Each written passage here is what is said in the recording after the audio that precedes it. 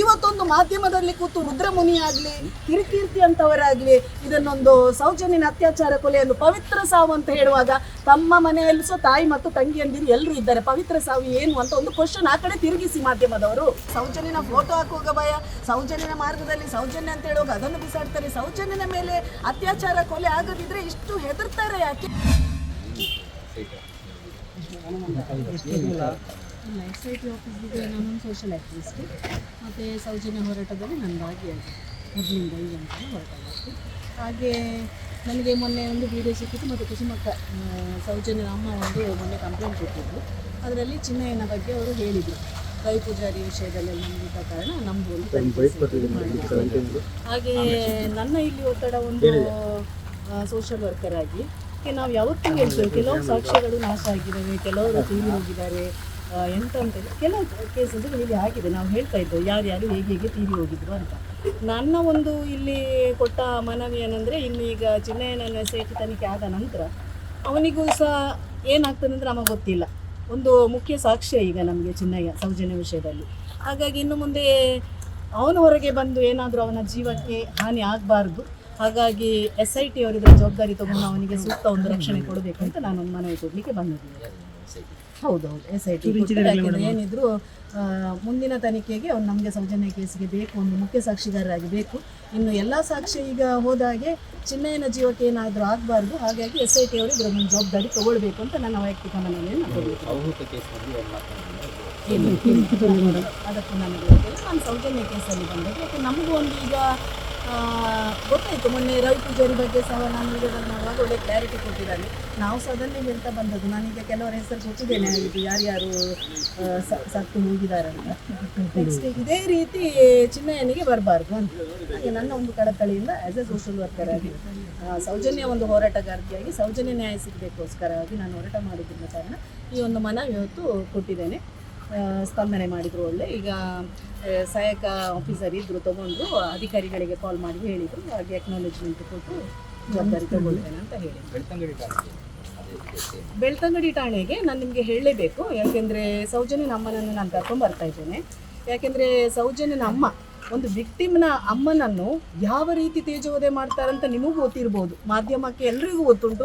Social ಮೀಡಿಯಾದಲ್ಲಾಗಲಿ ಪ್ರತಿಯೊಂದು ಮಾಧ್ಯಮದಲ್ಲಿ ಸೌಜನ್ಯನ photo ಹಾಕ್ಕೊಂಡು ಆ ತಾಯಿಯನ್ನು ಯಾವ ರೀತಿಯಲ್ಲಿ ಒಂದು ಮಾಧ್ಯಮ, ಅದಕ್ಕಿಂತ ನಾನು ಎಲ್ಲ ಮಾಧ್ಯಮ ಹೇಳೋದಿಲ್ಲ, ಕೆಲವು ಮಾಧ್ಯಮಗಳು ನನ್ನನ್ನು ಸೇರಿಸಿ ಯಾವ ರೀತಿಯಲ್ಲಿ ಮಾಧ್ಯಮ ಧರ್ಮ ಬಿಟ್ಟು ಈಗ ನಮ್ಮನ್ನು ಬಿಡಿ, ನಾನು ಎಲ್ಲದಕ್ಕೂ ರೀಡಿದ್ದೇನೆ ಹೋರಾಟಗಾರ್ತಿಯಾಗಿ. ಆದರೆ ಸೌಜನ್ಯನ ತಾಯಿನ ಈ ರೀತಿ ಮಾಡುವಾಗ ನಾನು ಈ ಸಲ ನಾವು ಲೇಟ್ ಆಯಿತು ಕಂಪ್ಲೇಂಟ್ ಕೊಡೋದು. ಮೊನ್ನೆ ನಾನು ನ್ಯಾಷನಲ್ ಹ್ಯೂಮನ್ ರೈಟ್ಸ್ ಬರುವಾಗ ಅವರಿಗೂ ನಾನು ಕೊಟ್ಟಿದ್ದೆ ಈ ರೀತಿ ಮಾಡೋದಕ್ಕೆ. ಯಾಕೆಂದರೆ ಅವರು ಹೇಳಿದರು ಸುಮೋಟೋ ಕೇಸ್ ಆಗಬೇಕಿತ್ತು, ಈ ರೀತಿ ಯಾಕೆ ಬಿಟ್ಟಿದ್ದಾರೆ ಅಂತ ನಮಗೆ ಗೊತ್ತಿಲ್ಲ ಅಂತ ಹೇಳುವಾಗ ನಾನು ಹ್ಯೂಮನ್ ರೈಟ್ಸಿಗೂ ಕೊಟ್ಟಿದ್ದೇನೆ ಮೊನ್ನೆ ಹೋಗಿ ಭೇಟಿಯಾಗಿ. ಈಗ ಹೋಗಿ ನಾನು ಕಂಪ್ಲೇಂಟ್ ಇಲ್ಲಿ ಕೊಡ್ತಾ ಇದ್ದೇನೆ ಬೆಳ್ತಂಗಡಿ. ಯಾರೆಲ್ಲ ಕುಸುಮಕ್ಕನಿಗೆ ತೇಜೋವಧೆ ಮಾಡ್ತಾ ಇದ್ದಾರೆ, ಯಾಕೆಂದರೆ ಫೇಕ್ ಐಡಿಗಳಲ್ಲೆಲ್ಲ ಕೆಲವು ರಿಯಲ್ ಐಡಿಗಳಲ್ಲೂ ಮಾಡ್ತಾ ಇದ್ದಾರೆ. ಹಾಗಾಗಿ ಒಂದು ತನಿಖೆ ಆಗಬೇಕು, ಕೇಸ್ ಆಗಬೇಕು. ಆದರೂ ನಾಳೆ ನಾವು ಹೇಳಿಲ್ಲ ಅಂತ ಬಾರ್ದು, ನಾವು ಕಂಪ್ಲೇಂಟ್ ಕೊಡ್ತೇವೆ. ಯಾಕೆ SP ಅವರು ಮೊನ್ನೆ ನನಗೆ ಹೇಳಿದರು ಭೇಟಿಯಾಗಿ ಒಂದು ಕಂಪ್ಲೇಂಟ್ ಕೊಡಿ, ಆನಂತರ ನಾನು ಜವಾಬ್ದಾರಿ ತೊಗೊಳ್ತೇನೆ ಅಂತ ಅರುಣ್ ಅವರು ಹೇಳಿದ್ದಾರೆ. ಹಾಗಾಗಿ ಇವತ್ತು ನಾನು ಬಂದ ಕಾರಣ ಇದು ಮತ್ತು ಅದು ಈಗ ಮಧ್ಯಾಹ್ನ ಈಗ ಕುಸುಮಕ್ಕನನ್ನು ಕರ್ಕೊಂಡ್ಬಂದು ಕಂಪ್ಲೇಂಟ್ ಕೊಡ್ತಾರೆ. ಚಿನ್ನಯ್ಯ ಹೇಳಿರುವಂಥ ಹೇಳಿಕೆ ಹಿನ್ನೆಲೆಯಲ್ಲಿ ಈಗ ಸೌಜನ್ಯ ತಾಯಿ ಕಂಪ್ಲೇಂಟನ್ನು ಕೊಟ್ಟಿದ್ದಾರೆ. ಹೌದು, ಮುಂದೆ ಚಿನ್ನಯ್ಯನನ್ನು ಕರ್ಕೊಂಡು ಬಂದು ಯಾವ ರೀತಿ ತನಿಖೆ ಮಾಡಬೇಕು ಅಂತ ಹೇಳಿ ಈಗ ಚಿನ್ನಯ್ಯ ಆಲ್ರೆಡಿ ರವಿ ಪೂಜಾರಿ ಬಗ್ಗೆ ಹೇಳಿದ್ದಾನೆ. ರವಿ ಪೂಜಾರಿ ಹೇಗೆ ಸತ್ತ, ಏನು ಹೇಳ್ಕೊಂಡಿದ್ದ ಬಂದು ಆ ರೀತಿಯಲ್ಲಿ ತನಿಖೆ ಮಾಡಲಿ ಅಲ್ಲ, ತನಿಖೆ ಮಾಡಲಿ ಅಲ್ಲ, ಯಾವ ರೀತಿ ಇವನಿಗೆ ಪರಿಚಯ ಇತ್ತು ಏನು ಅಂತ ಎಲ್ಲ ಕ್ಲೂ ಸಿಗ್ಬೋದು. ಎಲ್ಲದಕ್ಕೂ ತನಿಖೆ ಮಾಡಿ SIT ತನಿಖೆ ಮಾಡಿ ಯಾವುದಾದ್ರೂ ಸಿಗ್ತದೆ ಅಂತ ನಮಗೆ ಗೊತ್ತು. ಸೌಜನ್ಯನ ಕೇಸ್ ಸಹ ಮುಂದೆ ಮುನ್ನೆಲೆಗೆ ಬರಬೇಕಂತಲೇ ಹೇಳೋದು, ನಾವು ಬರಬೇಕು. ಯಾಕೆಂದರೆ ಎಲ್ಲರೂ, ನಾನು ಎಲ್ಲ ಮಾಧ್ಯಮದವರು ಸೇರಿಸಿ ಹೇಳ್ತೀರಿ, ಎಲ್ಲರೂ ಮೊಬೈಲಲ್ಲಿ ಉಂಟು ಸಾಕ್ಷ್ಯ, ಅಲ್ಲಿ ಉಂಟು, ಯಾಕೆ ಕೊಡೋದಿಲ್ಲ ಅಂತ. ಅದೇ ಪ್ರಶ್ನೆ ನಾನು ನಿಮಗೆ ಕೇಳಬೇಕು. ಎರಡೆರಡು ಸಲ ನಾನು ರಿಶ್ವಂತ್ SP ಅವರು ಇರುವಾಗ, ಈಗಿನ IGP ಅವರು ಇರುವಾಗ ಘನ ಸರ್ಕಾರಕ್ಕೆ ನಾವು ಎಕ್ವಿಟಲ್ ಕಮಿಟಿ ರಚನೆ ಮಾಡಿ ತಪ್ಪಿತಸ್ಥ ಅಧಿಕಾರಿಗಳನ್ನು ತನಿಖೆ ಮಾಡಬೇಕಂತ ಎರಡೆರಡು ಸಲ CBI ಕೋರ್ಟ್ ಆದೇಶ ಮಾಡಿದ್ರು ಸಹ ಇದುವರೆಗೆ ಮಾಡಲಿಲ್ಲ. ನಾನು ಒಮ್ಮೆ ಮೊದಲು IGPಯನ್ನು ಭೇಟಿ ಮಾಡುವಾಗ ಮೇಡಮ್ ಸ್ವಲ್ಪ ಕಾಯಿರಿ, ಅವರು ಅಪೀಲಿಗೆ ಹೋಗ್ತಾನೆ ಅಂತ ಹೇಳಿದರು. ಕಾದೆ, ಅಪೀಲಿಗೆ ಹೋಗಿ ಸಹ ಈಗ ಅದೇ ಬಂದ ನಂತರ ಯಾರೂ ತನಿಖೆಯನ್ನು ಮಾಡಲಿಲ್ಲ. ಒಂದು ವೇಳೆ ಆ ತನಿಖೆ ಮಾಡ್ತಿದ್ರೆ ಅಯ್ಯೋ ಯೋಗೇಶ್ ರಶ್ಮಿ ಜೀವ ಇದ್ದಾರೆ, ಆದಮ್ ಮಾತ್ರ ತೀರಿ ಹೋಗಿದ್ದಾರೆ, ಹೇಗೆ ಅಂತ ಗೊತ್ತಿಲ್ಲ. ಸಾಕ್ಷ್ಯ ನಾಶ ಮಾಡಿದವರು ಯಾರು, ಅದರ ಹಿಂದೆ ಯಾರು ಉಂಟು ಅಂತ ಅಧಿಕಾರಿ ಬಾಯಿಂದ ಬರ್ಬೋದಿತ್ತು. ಅಲ್ಲೇ ನಮಗೆ ಸಾಕ್ಷಿ ಸಿಕ್ತಿತ್ತಲ್ಲ, ಬೇರೆ ಎಲ್ಲೂ ನಾವು ಹುಡುಕೋ ಅವಶ್ಯಕತೆ ಇಲ್ಲ. ಯಾಕೆ ಹೀಗೆ ಮಾಡಿದರು, ಗೋಲ್ಡನ್ ಅವರ್ನಲ್ಲಿ ಯಾಕೆ ಹೀಗೆಲ್ಲ ಮಾಡಿದ್ರು ಅಂತ ಅಲ್ಲೇ ತನಿಖೆಯಲ್ಲಿ ನಮಗೆ ಸಾಕ್ಷಿ ಸಿಗ್ತಿತ್ತು ಅಧಿಕಾರಿಗಳನ್ನು. ಈವರೆಗೆ ತನಿಖೆ ಮಾಡಲಿಲ್ಲ ಹೇಳುವಾಗ ನನ್ನದು ಒಂದು ಆಗ್ರಹ ಉಂಟು. ಇನ್ನು ನಾನು ಸರ್ಕಾರಕ್ಕೆ ನಾನು ಒತ್ತಡ ಹಾಕ್ತೇನೆ. ಈ ಕೇಸಲ್ಲಿ ನೀವು SIT ತನಿಖೆಗೆ ನೀವು ಕೊಟ್ಟಿದ್ದೀರಲ್ಲ, ಸೌಜನ್ಯ ಕೇಸಲ್ಲಿ SITಗೆ ತನಿಖೆ ಮಾಡಿಸಿ ಎಥಿಕಲ್ ಕಮಿಟಿ ಅಧಿಕಾರಿಗಳನ್ನು ಯಾರು ತಪ್ಪಿತಸ್ಥರು ಅವರನ್ನು ತನಿಖೆ ಮಾಡಿ ಅಂತ ನಾನಂತೂ ಖಂಡಿತ ಒತ್ತಾಯ ಮಾಡ್ತೇನೆ. ಇದು ನಾನು ಈಗ ಅಲ್ಲ, ನಾನು ಬೇಕಾದ್ರೆ ನಿಮಗೆ ನಾನು ಕೊಡ್ತೇನೆ. SP ಅವರಿಗೆ ಕೊಟ್ಟಿದ್ದೆ, IGP ಅವರಿಗೆ ಕೊಟ್ಟಿದ್ದು ಯಾವತ್ತೂ ಗೊತ್ತಿದೆ. ಚುನಾವಣೆ ಮೊದಲು MP ಚುನಾವಣೆ ಮೊದಲೇ ನಾನು ಕೊಟ್ಟಾಗ ಮಾಡ್ತೇನೆ. ಮತ್ತೊಂದು ಬೆಳ್ತಂಗಡಿದ ನನಗೆ ಎಂಡೋಸ್ಮೆಂಟ್ ಬಂದಿದೆ, ಇದು ಸರ್ಕಾರಕ್ಕೆ ನೀವು ಇದು ಮಾಡಿ ಅಂತ.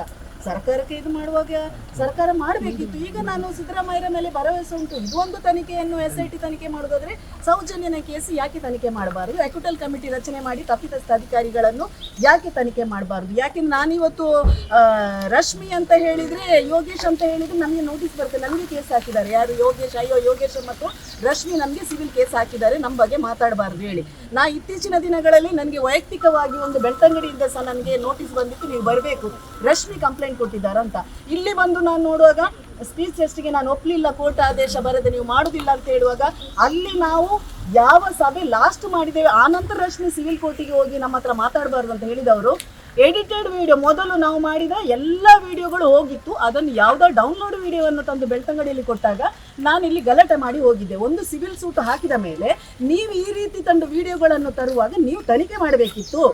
ನನ್ನ ಹೆಸರು ಇರಲಿಲ್ಲ, FIR ಇರಲಿಲ್ಲ, ನೀವು ಬರಬೇಕು ಅಂತ ಹೇಳುವಾಗ ನಾನು ಆ ಸಲಸೆಯಲ್ಲಿ ಗಲಾಟೆ ಮಾಡಿ ಹೋಗಿದ್ದೆ. ಅದನ್ನು ನಾನು ಹೇಳಲೇಬೇಕು. ಅಯೋಗಳು ನಮ್ಮ ಮೇಲೆ ಯಾಕೆ ಕೇಸ್ ಹಾಕ್ತಾರೆ? ತನಿಖೆಗೆ ಮುಂದೆ ಬರಬೇಕಲ್ಲ. ಯೋಗೇಶ ಕೇಸ್ ಹಾಕೋದು, ನನ್ನ ಮೇಲೆ ರಶ್ಮಿ ಕೇಸ್ ಹಾಕೋದು, ಯಾರ ಮೇಲೆ ಮಾತಾಡದಿದ್ರೆ ಈ ತನಿಖೆಯಲ್ಲಿ ತಪ್ಪಿತಸ್ಥ ಅಧಿಕಾರಿಗಳಂತ ನಾನೆಲ್ಲ ಕೊಟ್ಟದ್ದು ರಿಪೋರ್ಟ್ CBI 2 ಸಲ ಕೊಟ್ಟ ಮೇಲೆ ಅವರ ಬಗ್ಗೆ ನಾವು ಯಾಕೆ ಮಾತಾಡಬಾರ್ದು? ಇದು ನನ್ನ ಪ್ರಶ್ನೆ. ನೀವು ಕೇಳಬೇಕು. ನಾನು ಹೇಳೋದು SIT ತನಿಖೆ ಬಗ್ಗೆ ಆಗುವಾಗ ನೀವು ಒಳ್ಳೆ ರೀತಿಯಲ್ಲಿ ತೋರಿಸ್ತಾ ಇದ್ದೀರಿ, ನಂಗೆ ಗೊತ್ತಿಲ್ಲ, ತೋರಿಸ್ತಾ ಇದ್ದೀರಿ ಕೆಲವು ಮಾಧ್ಯಮಗಳು. ಆದರೆ ಈ ಒಂದು ಎಕ್ವಿಟಲ್ ಕಮಿಟಿಯ ಬಗ್ಗೆ ಒತ್ತಡ ಮಾಡಿ ಅಲ್ಲ, ಒತ್ತಡ ಹಾಕಿ ಅಲ್ಲ, ತಪ್ಪಿತಸ್ಥ ಅಧಿಕಾರಿಗಳನ್ನು ತನಿಖೆ ಮಾಡಿ ಡಾಕ್ಯುಮೆಂಟ್ ನಾನು ಕೊಡ್ತೇನೆ. CBI ದಾಖಲೆ ಎಲ್ಲ ಮಾಧ್ಯಮದವರಿಗೆ ಗೊತ್ತುಂಟು ಬಂದದ್ದು, ಅದರ ಬಗ್ಗೆ ಯಾಕೆ ಚರ್ಚೆ ಆಗ್ತಾ ಇಲ್ಲ? ಇನ್ನೊಂದು ನಾನು ಬೇಸರದಲ್ಲಿ ಕೇಳೋದು, ಒಂದು ತಾಯಿಯಾಗಿ ಔಟ್ ಆಫ್ ದ ಟಾಪಿಕ್ ನಿಮ್ಮ ಹತ್ರ ನಾನು ಮಾತಾಡ್ತಾ ಇದ್ದೇನೆ. ಇವತ್ತೊಂದು ಮಾಧ್ಯಮದಲ್ಲಿ ಕೂತು ರುದ್ರಮುನಿ ಆಗಲಿ, ಕಿರಿಕೀರ್ತಿ ಅಂತವರಾಗಲಿ ಇದನ್ನೊಂದು ಸೌಜನ್ಯನ ಅತ್ಯಾಚಾರ ಕೊಲೆಯನ್ನು ಪವಿತ್ರ ಸಾವು ಅಂತ ಹೇಳುವಾಗ ತಮ್ಮ ಮನೆಯಲ್ಲಿ ಸಹ ತಾಯಿ ಮತ್ತು ತಂಗಿಯಂದಿರು ಎಲ್ಲರೂ ಇದ್ದಾರೆ. ಪವಿತ್ರ ಸಾವು ಏನು ಅಂತ ಒಂದು ಕ್ವಶನ್ ಆ ಕಡೆ ತಿರುಗಿಸಿ ಮಾಧ್ಯಮದವರು ಪ್ರಶ್ನೆ ಕೇಳಿ ಅಲ್ಲ. ರುದ್ರಮುನಿಯನ್ನು ಕೂತು ಇಂಟರ್ವ್ಯೂ ಮಾಡಿ ನಾನು ಬರ್ತೇನೆ, ಯಾವ ರೀತಿಯ ಪವಿತ್ರ ಸಾವು ಆಗ್ತದೆ, ಅಲ್ಲಿ ರಿಪೋರ್ಟ್ ಉಂಟು, ಪೋಸ್ಟ್ಮಾರ್ಟಮ್ ರಿಪೋರ್ಟ್ ಉಂಟು, ಎಲ್ಲ ಆರ್ಡರ್ ಇರುವಾಗ ಅದರಲ್ಲಿ ಗೈರಿಕೆ ಕೊಟ್ಟಿದ್ದಾರೆ. ಮೊನ್ನೆ ಸಹ ಒಂದು ಮಾಧ್ಯಮದವರು ಕ್ಲಾರಿಟಿ ತಗೊಂಡ್ರು, ಇವರು ಅದನ್ನು ಬೇರೆ ರೀತಿಯಲ್ಲಿ ಕೊಂಡು ಹೋಗುವಾಗ ದಯಮಾಡಿ ಅದನ್ನು ತೋರಿಸಿ. ಪವಿತ್ರ ಸಾವು ಒಂದು ಮಹಿಳೆಗೆ ಹೇಗೆ ಬರ್ತದೆ, ಒಂದು ಹುಡುಗಿಗೆ ಪವಿತ್ರ ಸಾವು ಯಾಕೆ ಆಗ್ತದೆ ಅಂತ ಅದನ್ನು ಒಂದು ತೋರಿಸಿಕೊಡಿ ಸಮಾಜಕ್ಕೆ. ಮಾಧ್ಯಮಗಳಲ್ಲಿ ನಾನು ಹೇಳುವುದು ನಿಮ್ಮ ಮೇಲೆ ನನಗೆ ಒಳ್ಳೆ ವಿಶ್ವಾಸ ಉಂಟು. ಆದರೆ ಮೇಲೆ ಹೋಗುವಾಗ ಅಲ್ಲಿ ಏನಾಗ್ತದೆ ನಂಗೆ ಗೊತ್ತಾಗುದಿಲ್ಲ. ಮಾಧ್ಯಮದಲ್ಲಿ ಮೇಲೆ ಹೋಗುವಾಗ ಏನು ಗೊತ್ತಾಗುದಿಲ್ಲ. ಮಂಗಳೂರಿನ ಎಲ್ಲ ಮಾಧ್ಯಮ ಮಿತ್ರ ಮೇಲೆ ನನಗೆ ಗೌರವ ಉಂಟು. ಆ್ಯಸ್ ಎ ಸೋಷಿಯಲ್ ವರ್ಕರ್ ಆಗಿ ನನಗೂ ಪ್ರತಿ ಕೇಸಲ್ಲಿ ಬೆಂಬಲ ಕೊಟ್ಟವರು. ಆದರೆ ಮೇಲೆ ಹೋಗುವಾಗ ಚರ್ಚೆಗೆ ಕೂತ್ಕೊಳ್ಳುವಾಗ ಯಾರನ್ನ ಕೂತ್ಕೊಳ್ಳಿಸಿ ಪವಿತ್ರ ಸಾವು ಅಂತ ಹೇಳುವಾಗ ಆ್ಯಸ್ ಎ ಮಾಧ್ಯಮ ಅಂತ ಬಿಟ್ಟು ತಾವೆಲ್ಲ ತಮ್ಮ ಮನೆಯಲ್ಲಿ ತಂಗಿ, ಹೆಂಡತಿ, ಅಮ್ಮ ಇದ್ದಾರೆ, ಪವಿತ್ರ ಸಾವು ಹೇಗೆ ಬರ್ತದೆ ಅಂತ ಒಂದು ಕ್ವಶನ್ ನನಗೆ. ಇದನ್ನು ಎತ್ತಿ ಅಂತ ಹೇಳೋದು, ಇದಕ್ಕೆ ನಾನು ಉತ್ತರ ಕೊಡ್ತೇನೆ. ಅವರ ಮೇಲೆ ಕಂಪ್ಲೇಂಟ್ ಹಾಕ್ತೇನೆ, ಕೇಸು ಹಾಕ್ತೇನೆ. ಪವಿತ್ರ ಸಾವು ರುದ್ರಮುನಿ ಅವರು ಈ ರೀತಿ ಇದೊಂದು ಇದ್ದ ಒಂದು CID ಅಧಿಕಾರಿಯಾಗಿದ್ದವರು ಈಗ ಅದನ್ನು ಎರಡೆರಡು ರೀತಿಯಲ್ಲಿ ಕೊಂಡೋಗಿ ಆ ರೀತಿ ಮಾತಾಡೋ ಒಂದು ಮಾಧ್ಯಮಗಳಲ್ಲಿ ದಿಕ್ಕು ತಪ್ಪಿಸುವಾಗ ಇವರು ಬೇರೆ ಯಾವುದೋ ವಿಷಯದಲ್ಲಿ ಮಾತಾಡಿ ಸೌಜನ್ಯನ ವಿಷಯದಲ್ಲಿ ದಿಕ್ಕು ತಪ್ಪಿಸಿದ್ರೆ 100% ನಾನಂತೂ ಕುತ್ಕೊಳ್ಳೋದಿಲ್ಲ. ನಾನು ಹೋರಾಟಕ್ಕೆ ಬಂದದ್ದು ಸೌಜನ್ಯ ನ್ಯಾಯಕ್ಕೋಸ್ಕರ. ಸೌಜನ್ಯ ನ್ಯಾಯಕ್ಕೋಸ್ಕರ ಎಲ್ಲಿವರೆಗೆ ನಾವು ಹೋರಾಟಲಿಕ್ಕೆ ರೆಡಿ ಇದ್ದೇವೆ. ಆದರೆ ಮಾಧ್ಯಮಗಳಲ್ಲಿ ಈ ರೀತಿ ಮಾತಾಡುವಾಗ ದಯಮಾಡಿ ನಮ್ಮ ಹತ್ರನೂ ಮಾತಾಡಿಸಿ, ನೀವು ನಮ್ಮ ಹತ್ರ ಮಾತಾಡಿಸಿ, ಡಾಕ್ಯುಮೆಂಟ್ ಇಟ್ಟು ನಾವು ಮಾತಾಡ್ತೇವೆ ಅಂತ ಹೇಳೋದು. ನನಗೆ ಇಷ್ಟ ನಂದಿನಿ ತುಪ್ಪ, ಶುದ್ಧ ತುಪ್ಪ ಅಂದರೆ ನಂದಿನಿ.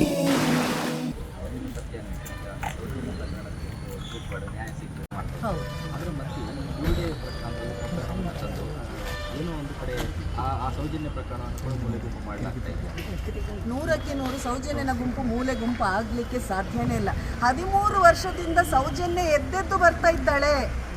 ನನಗೆ ಗೊತ್ತಿಲ್ಲ ಬುರುಡೆ ವಿಷಯದಲ್ಲಿ ನಾನು ಇಲ್ಲ, ನಾನು ಸೌಜನ್ಯ ಹೋರಾಟಗಾರ್ತಿಯಾಗಿ ಬಂದದ್ದು. ಈ ಬುರುಡೆ ವಿಷಯಕ್ಕೂ ಸೌಜನ್ಯನ ಕೇಸಿಗೂ ಸಂಬಂಧ ಇಲ್ಲ. ನಾನು ಮೊದಲೇ ಹೇಳಿದೆ, ನಾ ಬೈಗಳು ಇದಕ್ಕೂ ಅದಕ್ಕೂ ಸಂಬಂಧ ಇಲ್ಲ. ಒಂದು ವೇಳೆ ಅದು ಬುರುಡೆ ಒಂದು ವೇಳೆ ಇಷ್ಟು ಆಗಿ ಸೌಜನ್ಯಕ್ಕೆ ಸಾಕ್ಷಿಯಾಗಿ ನ್ಯಾಯ ಸಿಗಲಿಕ್ಕೂ ಸಾಧ್ಯತೆ ಇರ್ಬೋದು, ಮುಂದಿನ ದಿನಗಳಲ್ಲಿ ಇರ್ಬೋದು ಅಂತ.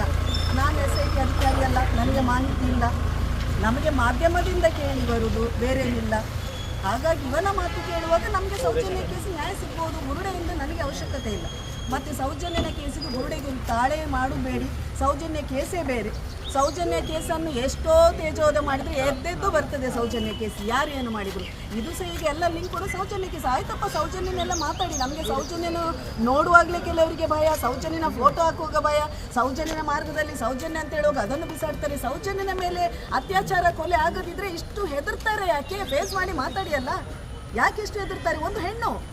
ಒಂದು ಹೆಣ್ಣಿನ ಮೇಲೆ 13 ವರ್ಷದಿಂದ ಭಯ ಉಂಟು ಅಂತ ಹೇಳುವಾಗ ನಮಗೆಲ್ಲ ಕೋರ್ಟಲ್ಲಿ ಹೋಗಿ ನಾವೆಲ್ಲ ಕಾನೂನಾತ್ಮಕವಾಗಿ ಬ್ಯಾಂಗ್ಳೂರಿಗೆ ಹೋಗಬೇಕು, ನಮ್ಮ ಮೇಲೆ 10 ಕೋಟಿ 5 ಕೋಟಿ ಕೇಸ್ ಹಾಕ್ತಾರೆ ಹೇಳುವಾಗ ಸೌಜನ್ಯನ ಮೇಲೆ ಭಯ, ಇಲ್ಲದ್ರೆ ಯಾಕೆ ಹಾಕ್ತಾರೆ? ಹಾಗಾಗಿ ಸೌಜನ್ಯಕ್ಕೂ ಇದಕ್ಕೂ ಯಾರು ತಾಳೆ ಇದು ಮಾಡಬೇಡಿ. ಅದಕ್ಕೂ ಇದಕ್ಕೂ ಲಿಂಕ್ ಇಲ್ಲ. 100ಕ್ಕೆ 100 ಸೌಜನ್ಯಕ್ಕೆ ನ್ಯಾಯ ಸಿಗ್ತದೆ, ಅದಂತೂ ಸತ್ಯ. ತಮ್ಮಲ್ಲಿ ನಾನು ಕಳಕಳಿಯ ವಿನಂತಿ, ಆಕ್ವಿಟಲ್ ಕಮಿಟಿಗೋಸ್ಕರ ಸಿದ್ದರಾಮಯ್ಯ ಹತ್ರ ಒತ್ತಡ ಹಾಕಿ 100% ಅವರನ್ನು ಮುಂದುವರಿತಾರೆ.